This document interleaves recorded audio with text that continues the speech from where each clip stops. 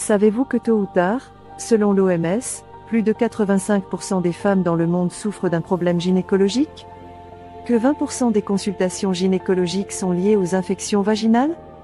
Que 75% des femmes souffrent au moins une fois dans leur vie d'une mycose vaginale et d'une vulvovaginite?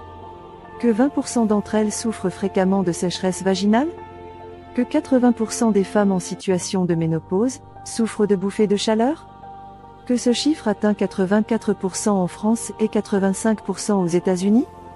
Que 85% des jeunes femmes de 16 à 20 ans souffrent de règles douloureuses?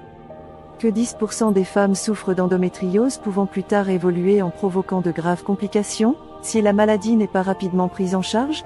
Endometriosis is a disease that affects 1 in 10 women worldwide. Its origin is unknown and women can go years without being diagnosed. That's right, but now women are speaking up. C'est une souffrance majeure que personne n'entend et pourtant, une femme sur 10 est atteinte dans son désir de maternité par l'endométriose. Cette maladie invalidante, douloureuse, première cause d'infertilité féminine. This is the way that I have to live forever. I don't want to live this life if this is how it has to be, you know. Et la liste de ce genre de statistiques morbides est encore très longue. Mais dans votre quotidien vous ne le constatez pas, car une femme aussi bien qu'un homme, se gêne de vous parler ouvertement de ses problèmes intimes, et vit dans une souffrance silencieuse jusqu'au jour où quelque chose de bien grave lui arrive. Nous ne pencherons plus sur la question des hommes dans un prochain épisode, car sur 100% de visites médicales pour problèmes sexuels, 90% sont des femmes qui consultent leur gynécologue contre seulement 10% des hommes qui consultent leur andrologue. L'OMS indique aussi que 67% des maladies sexuelles féminines proviennent de l'usage de protections périodiques de mauvaise qualité. C'est donc pour près de 7 cas sur 10, ce qui est énorme. Les protections périodiques sont aujourd'hui de véritables fléaux car elles sont factrices de nombreuses maladies, et beaucoup de femmes l'ignorent encore ou se demandent pourquoi. Mais faisons ensemble une petite analyse, et vous y verrez plus clair. Prenez par exemple une serviette hygiénique classique comme celle vendue un peu partout, y compris en pharmacie, et décortiquons-la ensemble. Vous constaterez que celle-ci est principalement constituée de 3 ou 4 couches. La première couche est un tissu synthétique. Or, il faut savoir que les tissus synthétiques sont fabriqués chimiquement à partir de charbon ou de pétrole. Non seulement leur production a un impact néfaste sur l'environnement, mais ces tissus sont aussi néfastes pour le corps humain. Manquant de douceur et donnant la sensation d'accrocher ou de piquer la peau à son contact, ils causent une transpiration excessive, des brûlures, de l'irritation, des rougeurs, des démangeaisons et des allergies. Des études démontrent aussi que les tissus synthétiques sont source d'infertilité, de troubles respiratoires, de plusieurs graves maladies de la peau et de certains cancers. La deuxième couche, qui ressemble à du coton, est en fait fabriquée à base de vieux papiers récoltés dans des déchetteries, puis recyclés. Mais le chlore utilisé pour nettoyer et blanchir ces papiers, laisse des résidus de dioxine sur les serviettes hygiéniques obtenues au final. Or, la dioxine est classée par l'OMS comme polluant organique persistant, capable de causer de considérables dégâts sur le corps humain, et en détériorer le fonctionnement de plusieurs organes, tels que l'ensemble de l'appareil génital, le foie, le cœur, et même le cerveau. Si vous coupez un bout de ce coton, vous le trempez dans un verre d'eau et vous touillez l'eau avec une cuillère, vous constaterez que ce coton s'émiette en poussière, ou devient pâteux. Or dans l'eau, le véritable coton ne fond pas. Il reste intègre, compact, et ne laisse pas de traces de poussière. La troisième couche est constituée de gel de silicone. Ce gel est placé dans la serviette hygiénique pour absorber les fluides vaginaux. Mais il est reconnu que le silicone est un perturbateur endocrinien, c'est-à-dire que son action sur votre organisme peut aller jusqu'à bloquer sa production naturelle d'hormones. De plus, celui-ci peut avoir de très néfastes effets sur vos descendants. Donc si vous ne vous inquiétez pas pour vous-même, inquiétez-vous au moins pour la progéniture que vous souhaitez avoir. Le silicone est aussi classé par l'OMS comme substance chimique hautement cancérigène. On peut d'ailleurs observer que nombreuses des femmes qui se font des implants mammaires en silicone, développent plus tard des cancers parfois multiples. En quatrième couche, vous avez finalement du plastique. Celui-ci est placé dans vos serviettes hygiéniques pour empêcher les fuites. Cependant, en plus d'être aussi bien un polluant organique persistant qu'un perturbateur endocrinien, le plastique est aussi imperméable. Il empêche donc l'aération de votre zone intime et provoque la putréfaction des fluides vaginaux, ce qui favorise la prolifération de microbes, de bactéries, de muqueuses, de mauvaises odeurs, d'inflammations et d'infections de tout genre. Il faut aussi noter que le plastique pollue énormément l'environnement.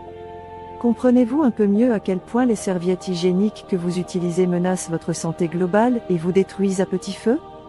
Et il en va de même pour les coupes menstruelles, les tampons, les serviettes hygiéniques lavables, bio, ou les culottes menstruelles, qui tous, comportent leurs fléaux respectifs et dont nous consacrerons d'ailleurs un épisode entier, à propos de chacun. Nous vous suggérons donc de nous suivre pour ne rien manquer. Cependant, lorsque vous souffrez par exemple de règles douloureuses, de pertes blanches abondantes et nauséabondes, de cycles menstruels anormaux, de sécheresse vaginale ou encore de bouffées de chaleur, on vous prescrit des médicaments qui ne font qu'accentuer votre problème, et on vous dit parfois que c'est tout à fait normal à votre âge. À 16 ans, ma mère m'emmène voir un gynéco. Mademoiselle, c'est normal d'avoir mal au ventre pendant vos règles. On va vous donner des antalgiques.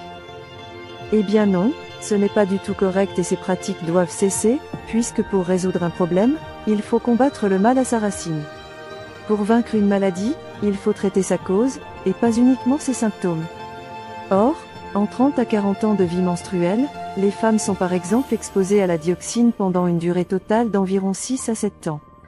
Donc durant toutes ces années que vous ne comptez même plus, votre usage de protection périodique de mauvaise qualité a fortement contribué à développer dans votre organisme des myomes, des fibromes, des kystes, des inflammations, de l'endométriose, des dérèglements hormonaux, de la stérilité, des ulcères, des cancers, y compris cancer du sein, des maladies digestives, cardiovasculaires ou cérébrales, mais aussi des malformations congénitales, ou des handicaps physiques et mentaux sur vos descendants. Oui, c'est horrible et c'est même à vomir.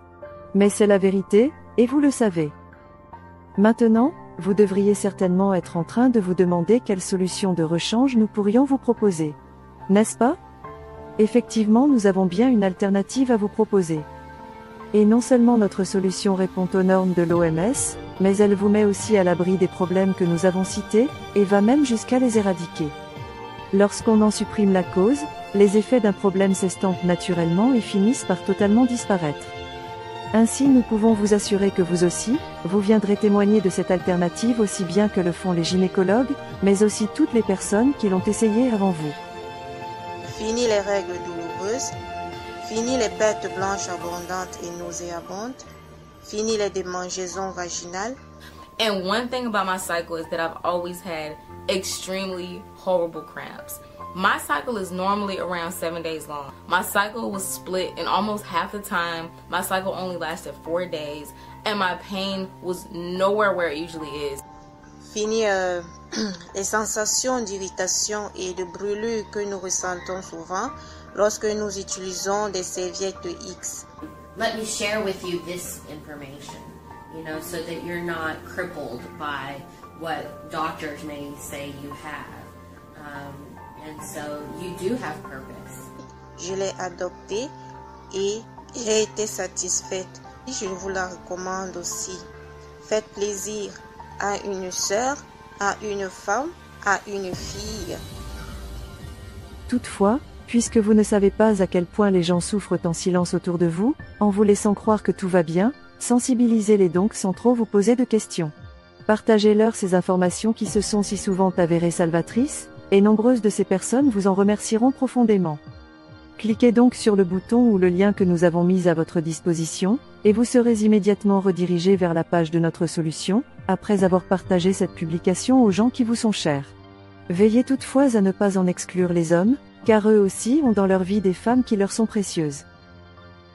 This movement has really helped. We've witnessed it firsthand, and when you see people's lives radically transformed, then you'll tell everybody.